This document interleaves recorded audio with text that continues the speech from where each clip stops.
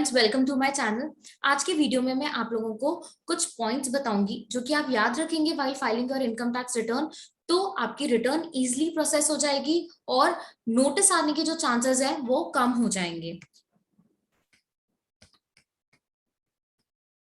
तो उसमें सबसे पहला पॉइंट है interest income from saving account. काफी असेसीज इसको डिस्क्लोज नहीं करते हैं, जबकि इनकम टैक्स में इसका अलग से प्रोविजन है। सेक्शन 80 टीटीए में अप टू 10,000 तक सेविंग अकाउंट का इंटरेस्ट एग्जेम्प्ट होता है, और सीनियर सिटीजन के लिए अलग सेक्शन है 80 टीटीबी, जहां पर 50,000 तक की छूट है। तो आपको सेविंग अकाउंट का जो इंटरेस्ट है वो डिस्क्लोज करना चाहिए इनकम टैक्स रिटर्न में, अदर सोर्सेज में, एंड आप डिडक्शन में 10,000 तक उसको एग्जेम्पशन क्लेम कर सकते हैं, और वही सीनियर सिटीजन 80 टीटीबी में 50,000 तक उसका डिडक्शन क्लेम कर सकते हैं।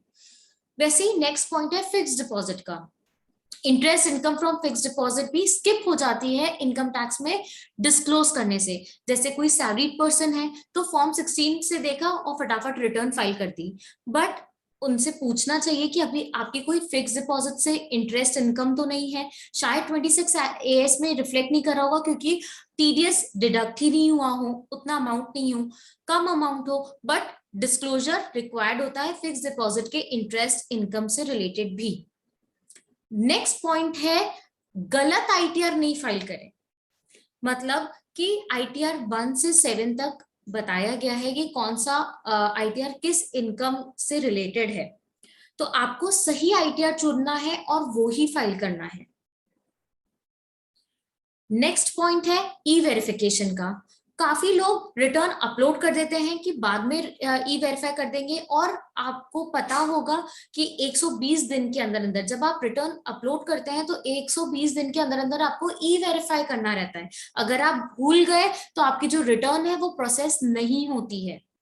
और ई वेरिफिकेशन का भी आसान तरीका है ओटीपी, आधार ओटीपी से आप वेरीफाई कर सकते हैं, या ईवीसी के थ्रू वेरीफाई कर सकते हैं। डिजिटल सिग्नेचर सर्टिफिकेट है तो आप उससे भी वेरीफाई कर सकते हैं।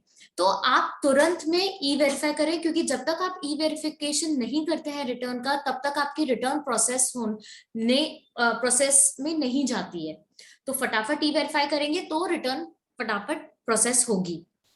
इसके अलावा फाइनेंशियल ईयर 2021 की जो रिटर्न फाइल होगी उसमें आपके लिए अपॉर्चुनिटी है new tax regime and old tax regime. तो आपको कंपेयर करके देखना चाहिए कि कौन सा बेनिफिशियल है, किसमें कम टैक्स बन रहा है, क्योंकि ओल्ड टैक्स रिजीम में डिडक्शंस एग्जेम्पशन आप क्लेम कर सकते हैं, न्यू में नहीं कर सकते। बट न्यू टैक्स रिजीम में जो स्लैब रेट है वो कम है, रेट्स जो है वो कम है। तो जहां पर आपको ऑप्टिमाइज हो टैक्स सेविंग, आपको वो कंपेयर करके फिर ही रिटर्न फाइल करनी है।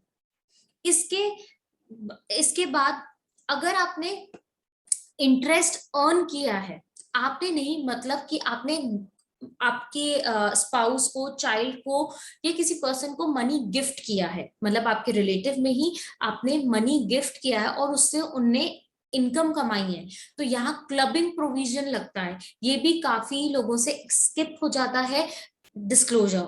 तो वो इंटरेस्ट आपकी रिटर्न में टैक्सेबल होगी जिनने गिफ्ट दिया है, तो उस रिटर्न को डिस्क्लोज करना ना भूलें। इसके अलावा फाइनेंशियल ईयर 2021 से डिविडेंड इनकम भी शेयर होल्डर को रिपोर्ट करनी है। जिनने इनकम कमाई है उनको इनकम टैक्स रिटर्न में डिस्क्लोज करनी है। उससे पहले क्या होता था फाइनेंशियल ईयर 2021 से कि डिविडेंड इनकम एग्जेम्प्ट होती थी, तो एग्जेम्प्ट इनकम वाले शेड्यूल में आपको बताना रहता था। बट अब जो असेसी है जिनने इंटरेस्ट इनकम कमाई है, डिविडेंड इनकम कमाई है, वो अदर सोर्सेज में टैक्सेबल होगी, उस पर टैक्स देना है। तो आपने अगर डिविडेंड इनकम अर्न करी है फाइनेंशियल ईयर 2021 में, तो आप उसको डिस्क्लोज करना ना भूलें। इसके बाद जो बहुत इंपॉर्टेंट पॉइंट है 26 एएस से इनकम और टीडीएस डिटेल मैच करके रखें अभी से। अगर आपके फॉर्म 26 एएस में मिसमैच है आपकी इनकम से रिलेटेड या टीडीएस रिलेटेड, कुछ टीडीएस रिफ्लेक्ट नहीं किया रहा या इनकम रिफ्लेक्ट नहीं करी, तो जो आपके डिडक्टर हैं उनसे अभी ही बात कर लें, क्योंकि बाद में ये परेशानी बनते हैं, इसी से ही नोटिसेस आते हैं। तो मैच करें income and TDS, both income भी और टीडीएस डिटेल दोनों।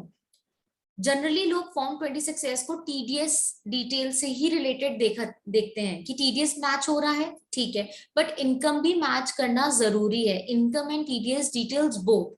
तो ये कुछ पॉइंट्स हैं जो मुझे लगा मैं आपको बताऊं कि ये छोटे पॉइंट्स है बट ये स्किप हो जाते हैं, और इसी के कारण नोटिस आता है या प्रोसेसिंग में परेशानी आती है। आपको छोटे छोटे नोटिस आ जाते हैं एडजस्टमेंट के, एडजस्टमेंट टू 143 सबसेक्शन 1 या डिफेक्टिव रिटर्न के नोटिस आते हैं।